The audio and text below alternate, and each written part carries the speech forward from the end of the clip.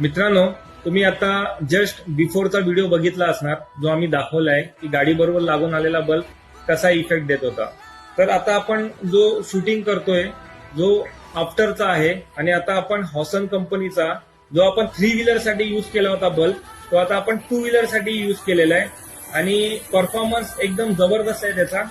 आणि त्याचा आता लुक आम्ही तुम्हाला दाखवणार आहे की फिटिंग नंतर तो कसा होतोय आणि कसा परफॉर्मन्स देतोय.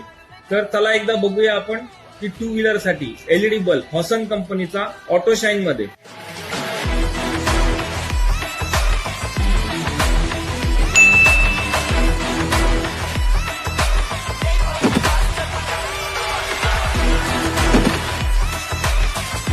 थोडेसे पैसे वाचवण्यासाठी आपण दुकानामध्ये 400, 500, 300, 200 रुपयाचा एक एलईडी बल्ब वापरतोय.